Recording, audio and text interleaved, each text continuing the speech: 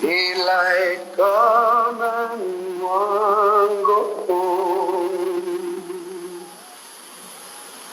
Work all night on a drink of rum. Daylight come and one go home. Stack banana till the morning come. Daylight come and one go home. Oh, Mr. Tallyman, tally me banana. Daylight come and we want go home. He said, oh, Mr. Tallyman, tally me banana. Daylight come and we want go home. Hello everyone, this is Kendrick Dix for Viral. As we have some breaking news to report that singer, civil rights activist, and actor Harry Belafonte has passed away at the age of 96 years old. Yes, Harry Belafonte, one of the last people from the black film of the golden era, has passed away.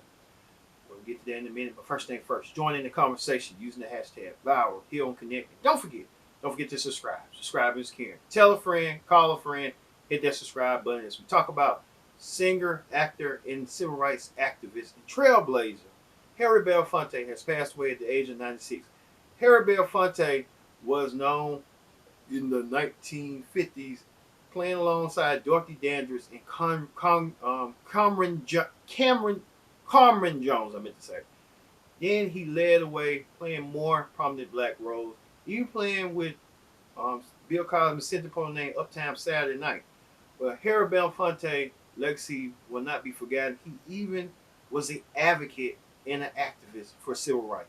Harry Belafonte wanted civil rights for everyone, equal rights for everyone, including black Americans back in the 1960s. He was even a close confidant of Dr. Martin Luther King Jr. himself.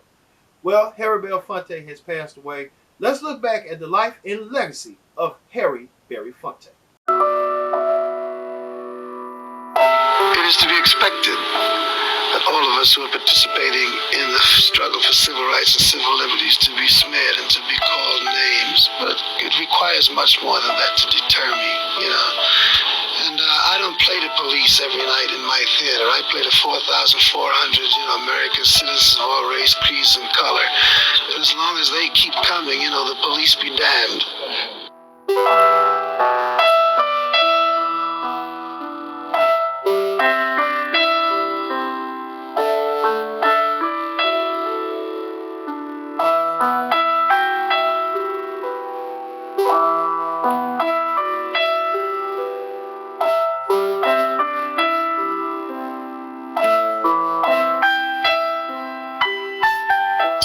To all my fellow artists who serve as goodwill ambassadors, thank you for permitting me to be a part of your journey.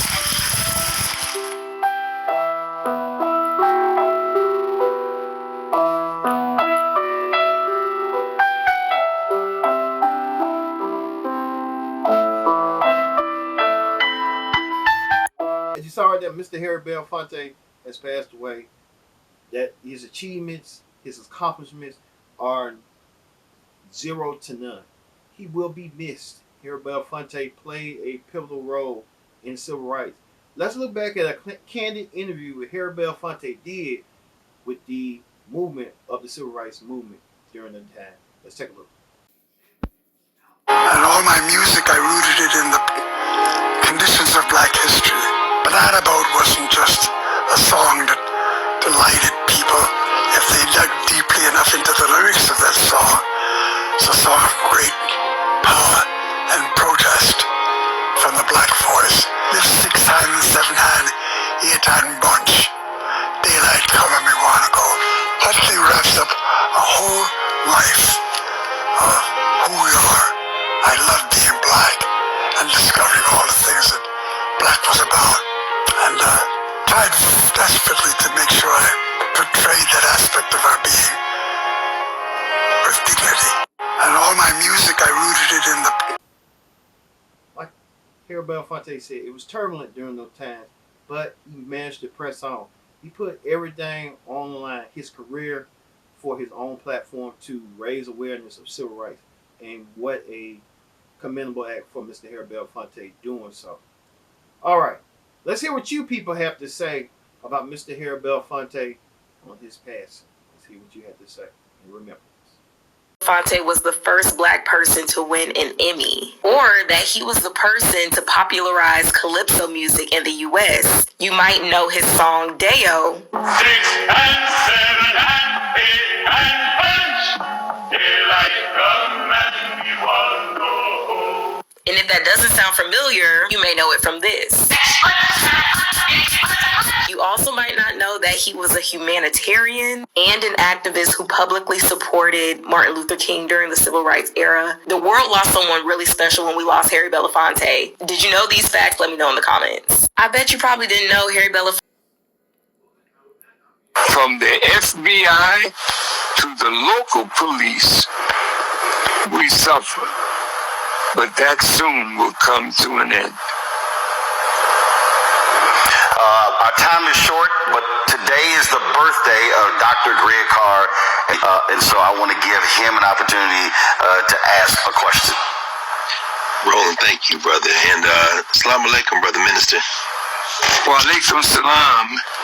Yes, sir. And I will confess to being prejudiced in terms of your singing career. My absolute favorite, and I play it all the time, is a white man's heaven is a black man's hell. To sell a man is merchandise. But anyway, I want to ask you just about standing up to power. One of your former neighbors, Barack Obama, when he became president of the United States, Harry Belafonte said, you got to stand up. Where's the moral truth and courage? How important is it? What lessons can we learn from Mr. B, from yourself, and all of the colleagues and comrades you've fought with over the years about the importance of standing up to power and not being afraid to speak truth to power, brother minister? And thank you. Thank you for your question, my brother. You know, dear brother, there's a verse in the Bible that said, perfect love casteth out fear.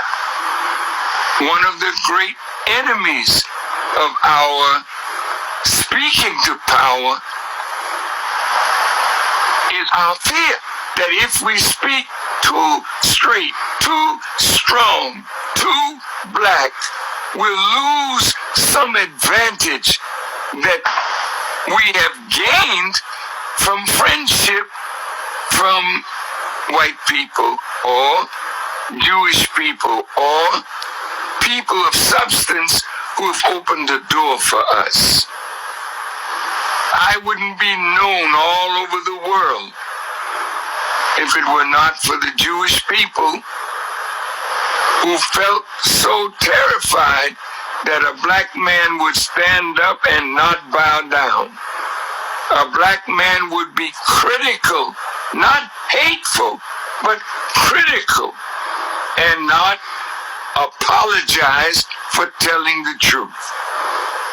When you love deep enough, Brother Roland, speaking truth to power becomes easy, and every day that you love deeper, you preach stronger.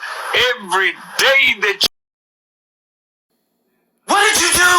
You took Jerry Springer! What was Jerry's final thought? Probably that this decade sucks. Ooh, I thought you were mad about Harry Belafonte. Harry and Jerry? I believe it's Tom and Jerry. Jesus.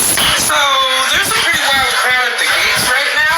Oh, my God. Oh, a conga line. And stripper pole. I need a vacation. What did you do? Taliman, tally me banana. Daylight come and you want go home. Mr. Tallyman, tally me. Damn, damn, damn. Damn. a lot of you people had a lot to say in remembrance of the late great Harry Belafonte. He will be remembered for his great achievements as a singer, an actor, and a activist. He will be remembered for that. Sorry about that, but he will be remembered for that. So we want to thank Harry Belafonte for his accomplishments, his achievements, and for blazing the trail for civil rights. Thank you, Mr. Harry Belafonte, for all of us here. I've been your host, Kenny Dick, saying thank you for watching. We'll see you next time for another edition of Vow. And social and political activism became a visible brand of my DNA. But it seems to me that I was born into it. It is hard to be born into the experience in the world of poverty and not develop some instinct for survival and resistance to those things that oppress you.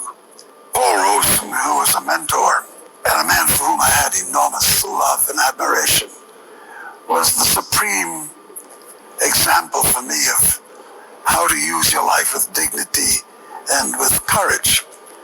Not bravado, but genuine social courage to put all that's on the line to come up against the forces of oppression who controlled so much of what you could or could not do as an artist, and to defy that fact and go after the larger goal of changing up the faces of oppression inspired me.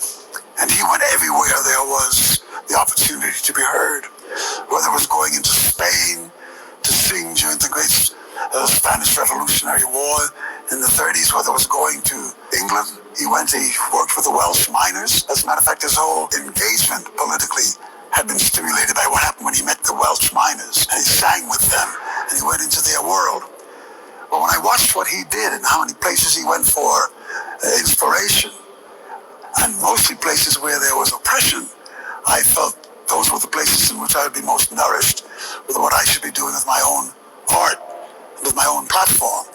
And certainly going into the South of the United States, listening to the voices of rural Black America, listening to the voices of those who sang out against the Ku Klux Klan and out against segregation, and women who were the most oppressed of all, rising to the occasion to protest against their conditions, became the arena in where my first songs were to emerge. And in that context, going in the South was for me not to exploit commercially. That didn't come until later. And but to find the resources to nourish my own creativity. I'm not quite